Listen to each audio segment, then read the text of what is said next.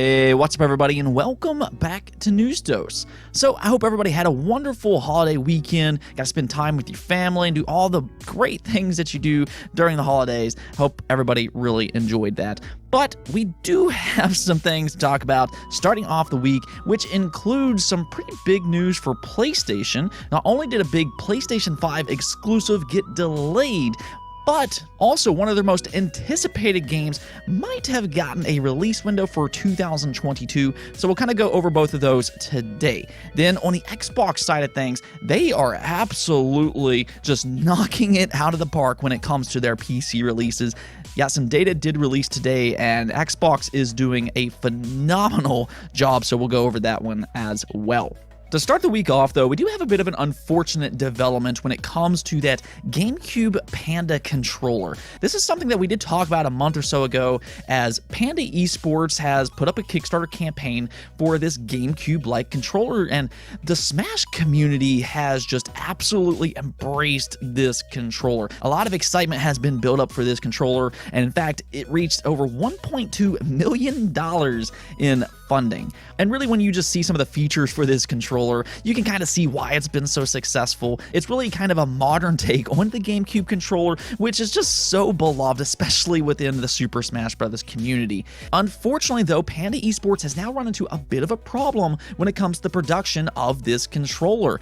And because of that, not only will this device be delayed, but they also decided to cancel the Kickstarter campaign because they don't actually know when this will now hit the market. Now, I will say that was a little bit of a surprise to me that they flat out decided to cancel the Kickstarter campaign, because I felt like that they could have just communicated this with their backers, but at the same time, with there being some real horror stories out there with Kickstarter campaigns, I feel like that this was kind of a responsible way of dealing with a delay like this. Now, I know this isn't going to alleviate any of the disappointment when it comes to a delay like this, but really, I mean, we've been seeing this so much within the game industry over the last couple of years. I mean, you take a look at the Xbox Series and the PlayStation 5 as an example, or even the Nintendo Switch OLED here recently.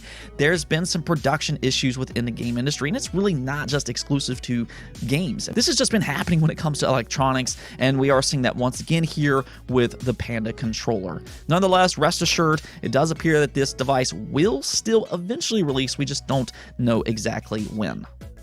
Now, that's not the only delay that we have to talk about today, because also a big PlayStation 5 game has now officially been delayed by a pretty significant amount of time, being Final Fantasy 16.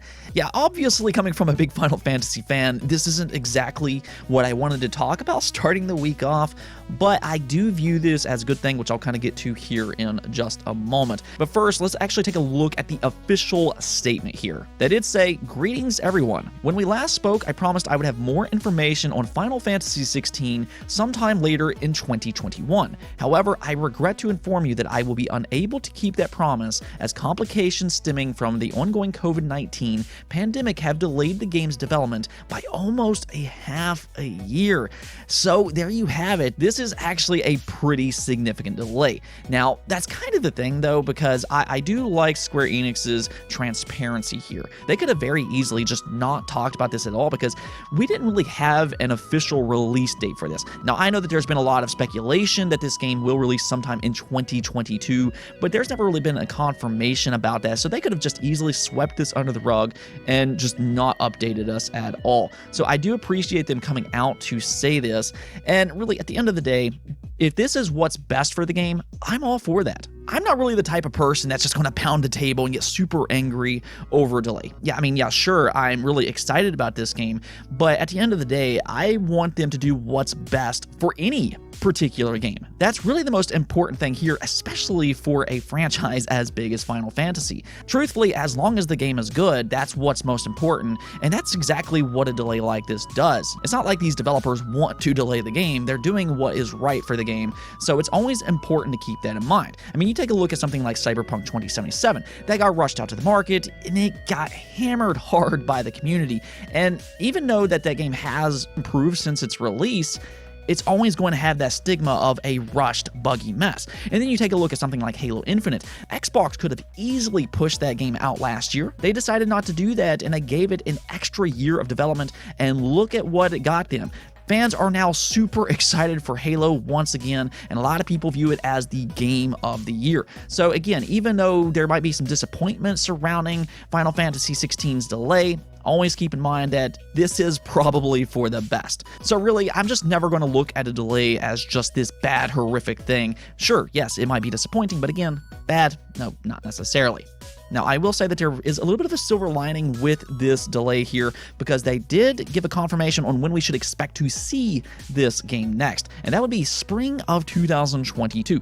Now, keep in mind that nothing is set in stone or anything like that, but it sounds like that we will get a big reveal for Final Fantasy XVI in spring of 2022. Now, with some of the more unfortunate news out of the way, though, we do actually have some good things to talk about today as well, including a possible leak for God of War Ragnarok's release date. Now, don't get your hopes up too much here, because there's a little bit more to this than just a release date. I think, if anything, this is more of a release window, which I'll kind of explain here in just a moment. What's happening here, though, is according to PlayStation Database, God of War Ragnarok is apparently going to release on September 30th of 2022. This was discovered by PlayStation Game Size as they looked at the API, revealing a release date for September 30th of 2022. So with that in mind, there's been a lot of speculation that this is God of War Ragnarok's one of 2022's most anticipated releases, could be a September release of next year. But at the same time, it's highly possible that this is actually just a placeholder, which is interesting on its own. But the reason that this is very possibly a placeholder is because this is actually the final day of Q3 for PlayStation, being September 30th. So with that in mind, if this is indeed a placeholder, which again, it does look like it very possibly is, the reason that this is still noteworthy is that it might be possible that they are targeting a Q3 release. That would narrow down the release date between July 1st to September 30th. That's actually a little bit sooner than what I think a lot of people were expecting, because I think a lot of people probably thought it was going to release a holiday of 2022. But according to this leak here, it is possible that we could get a summer release for God of War Ragnarok. That's kind of the thing when it comes to PlayStation, though, because they never really shied away from releasing some of their biggest games earlier in a year rather than waiting to stack them all in those holiday months. In fact, if you take a look at some of their biggest games over the last so many years, you can really see they do this quite a bit. The original God of War reboot released in April of 2018, The Last of Us Part 2, June 2020, Ghost of Tsushima released in July of 2020, and then you have Ratchet & Clank Rift Apart that released just this year in June of 2021. I mean, even Horizon Forbidden West is releasing in February of 2022. So again, they are not afraid of releasing their games earlier in the year, so I do think that this is at least plausible. Now, keep in mind, nothing is confirmed for the time being, but if they do decide to release God of War Ragnarok in Q3 of 2022, we should expect to see a big blowout of information for this game in the coming months. Maybe we will see a big PlayStation State of Play here in the coming months. Again, though, keep in mind that none of this is confirmed just yet, but we'll definitely keep an eye out for this game going forward, as this is easily one of the most anticipated games for 2022, and I mean, there's a great reason for that. The first game was absolutely phenomenal, and I'm going to stick by what I've always said about this game. It really is one of the best single-player games to ever exist, and I hope they can follow that up with a great sequel in God of War Ragnarok. Now, we do also have some Xbox news to talk about today, as they just continue to have a ton of success over on PC, or more specifically on the Steam platform. Now, the thing is that when Xbox really started to first commit to PC, they were releasing their games exclusively on the Windows Store, and I mean, just kind of put it lightly, it's not exactly like the Windows Store has been received all that well. I mean, it does have some problems, but here recently they have been bringing their games over to Steam, and it just seems like it's all starting to come together here in 2021. You can really start to see why Xbox bringing their games over to Steam has been just such a smart decision, and I think this also just kind of shows how powerful the Steam platform is. Where you release your games on PC truly does matter, and I think that all publishers do need to kind of look at that.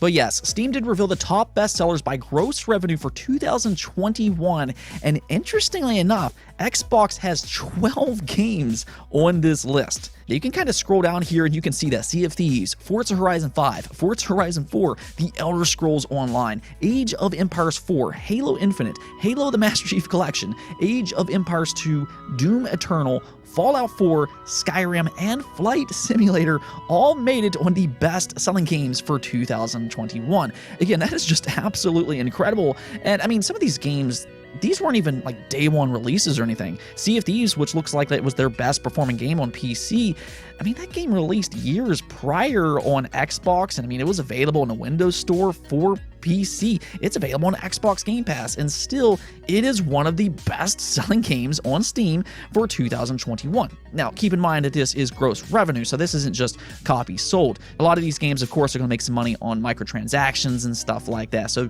do kind of keep that in mind. But this once again shows that Xbox absolutely made the correct decision in bringing their games over to PC, and more importantly, bringing their games over to Steam. I think this is also why we're starting to see PlayStation release more of their games on PC, and they did have some success here as well. Days Gone did make this list, though I was a little shocked that Horizon Zero Dawn did not make the cut. That was a little surprising to me, but even then, we'll kind of see how PlayStation fares next year with games like God of War as well as Uncharted heading over to PC. Be really interesting to see how those do, but again, it does seem like these console manufacturers are having a lot of success by releasing their games on PC. Really, I do think that this kind of shows you the future for these console manufacturers, and once again, it does absolutely matter what PC storefront you release them on, as games like Sea of Thieves have had just so much more success on Steam than what they ever did on the Windows Store. Now, before we kind of move on to the next topic, though, I do want to give a shout out to some of the top sellers here. If you take a look at the platinum releases, you have Grand Theft Auto 5, which just continues to dominate the charts. Counter-Strike Global Offensive makes it like they do every single year. New World was here, Dead by Daylight, Rainbow Six Siege made it here, Dota 2, Battlefield 2042, Destiny 2, Valheim, that one's pretty cool to see on a list like this, Apex Legends, PUBG Battlegrounds, and then Naraka Blade Point. This is actually a really nice variety of games here, and that is something that stood out to me because earlier this year there was some talk about, battle royales and how successful they are, but as you can see here with games like Rainbow Six Siege, Counter-Strike Go, and so on and so forth, even Halo Infinite was on this list. All these games have had a ton of success being your more arena style of shooters, and that is great to see. I said it earlier this year, but all these companies don't necessarily need to chase battle royale games, and at the end of the day, just focus on making a good game, and we are seeing these games be heavily rewarded for that in cases like Counter-Strike Go, Halo Infinite, and Rainbow Six Siege. Regardless, though, congrats to all of these games for making the top seller best list over on Steam. Let's go and take a look at the poll of the day, though, where I asked you all, do you still play any of your retro handheld consoles? Now, right away, there was a lot of questions about whether or not the 3DS and the Vita could be considered a retro console, and that actually is a good question. I guess that really just kind of depends on how you look at it. I would consider them retro just because, there's not really any games being made for these anymore, as the focus has really moved on to the new generation of platforms, especially with the Nintendo Switch involved now. But at the same time, the 3DS and the Vita aren't exactly all that old either, so I could see why you wouldn't consider them a retro platform. Nonetheless, though, let's go and take a look at the results here, where 31% of you did say that yes, you still play one of your retro handheld consoles, while 61% of you said no. And this is actually about what I was expecting to see here. I kind of figured that most of you all probably didn't play on one of these consoles, but still, 31%, that's a pretty significant amount of people that are playing on one of these platforms. I know myself, I play on multiple handhelds myself, including the PlayStation Vita. I still play the Game Boy Advance today. I do have a few modded Game Boy Advances with the IPS version 2 screens, and then I also play the 3DS quite a bit as well. And I guess for me, really, the reason I do that is because it's just so easy to pick these things up and play. I really believe that handheld consoles in specific age incredibly well. And really, just after all of these years, it feels so good to play these games in the palm of your hand. I personally love handheld consoles. And on top of that, it's just also pretty hassle-free to just jump into handheld gaming. You just turn these things on and you play them. But really, the real reason that I wanted to ask this question today is because we've just been seeing so much excitement surrounding the Analog Pocket. Of course, the Analog Pocket is a great way to play old Game Boy Advance and Game Boy games. And really, you're just seeing a community just go absolutely crazy over this. And I mean, there's been a lot of retro platforms that's been remade today. I mean, we've seen that with the Super Nintendo, the Nintendo, or just a number of other consoles. But it just seems like the Analog Pocket in specific, this is the one that is really just blown up into mainstream success. So I think that just kind of shows you how much love there is out there for these old handheld consoles.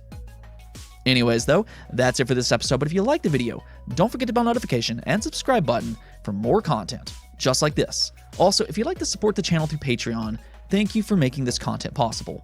Peace out.